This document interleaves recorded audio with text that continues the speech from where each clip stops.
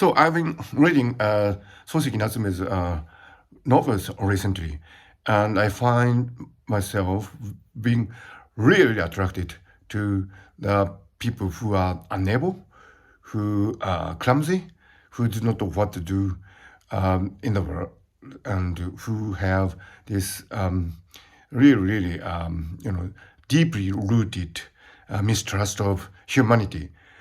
And yet, they are kind people. They are kind to their friends and families, and they're gentle. And you know, I'm really attracted by the protagonists in Soseki Natsume's novels, who the great novelist portrayed in this manner.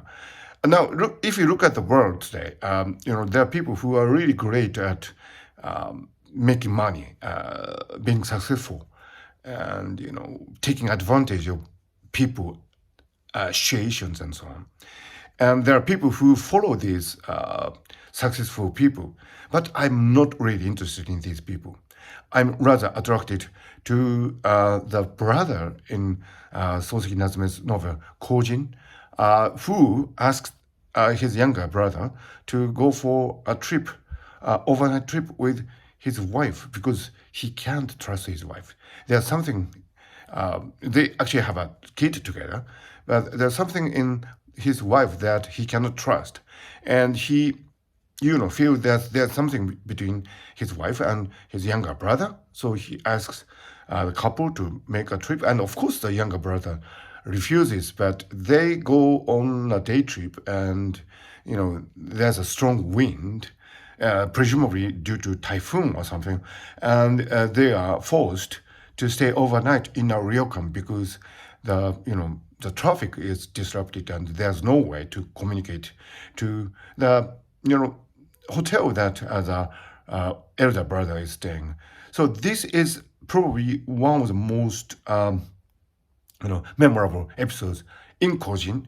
But when I reread that novel after many years, I was really impressed by a letter written by the elder brother's friend, who goes on a trip with the elder brother to soothe him and to find out what his real problem is. And the real problem is existence, really. I mean, the elder brother generally cannot, find a peace with the the condition that we call being human, and he cannot, associate with people around him in effective ways.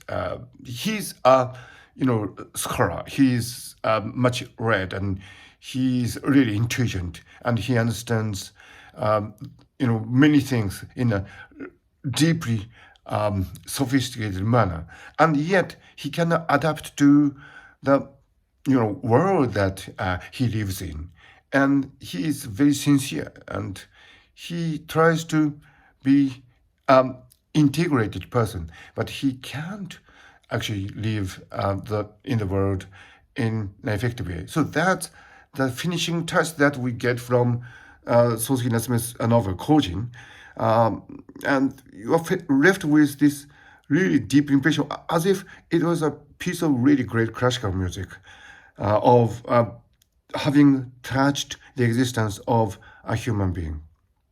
And if you think of Soseki Natsume's other novels like Kokoro, he again depicts a character called Sensei, who had a really tragic event in his past, and from that reason, partially, he can't be seen. He doesn't want to be seen as a mentor for this, admiring young man, who leaves his dying father to go to Sensei, because he receives a long letter from Sensei, suggesting that he would take his own life. And the Sensei character in this novel, Kokoro, is also a reminder of those people who can't really make an effective use of the conditions that surround him. And what you get is a sense of absolute existence of somebody who is trying to live a decent life, but he can't. And that was my alarm going off, and I was disrupted. But anyway, and if you take a look at his novels, earlier novels, one of the earlier novels, Botchan, there's this character called Uranari, and he is really inadept. He doesn't know what he should do to do well in his school. He's a teacher, and he has a lover.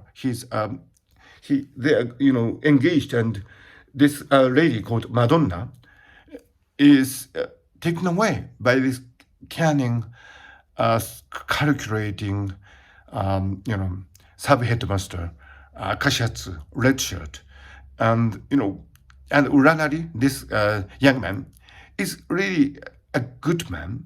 He doesn't know what to do to take advantage of other people, not like Akasha, the red shirt, who is always great at manipulating other people around him.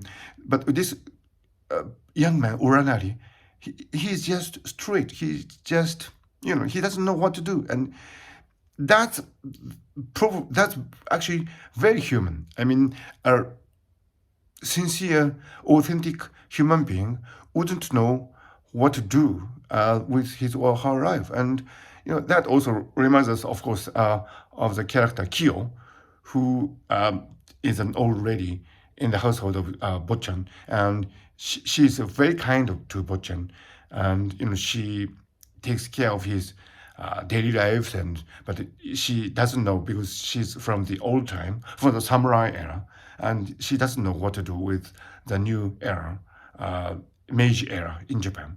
So all these people, all these really insufficient, inadept, failing people, are the people that Soseki Natsume really loved. And in those people, we see the true depiction of what humans could be. And I think we see these people around us today. The media shed light on those people who are successful, like Elon Musk and Bill Gates and Steve Jobs and so on. These are great people. But at the same time, there are many, many unsuccessful, inefficient, clumsy people. And the heart of Soseki Natsume are with these people. That is what is great about his novels, and that is what is great about his personality. He knew that the world is a cruel people. He knew that, that to survive, we need to, be adaptive. But, at the same time, there's something, fundamentally inhuman in being adaptive, being sophisticated, being successful in this world. And Soseki Natsume is clearly on the side of those failing people. It's rather like William Golding's great novel, The Inheritors, in which he described the fate of the Neanderthals who rose to the Homo sapiens, us. So probably we are thriving on the sacrifice of those inefficient Neanderthal people. Of course, we carry some of their genes in us, but we should never forget that to live is to be inadept and yet, muddle through this difficult situation that we call the world. And Soseki Natsume had a clear vision of that. For that reason, at least, I can call him one of the greatest novelists in the history of the humanity. So you should really read Soseki Natsume's novels. He's great.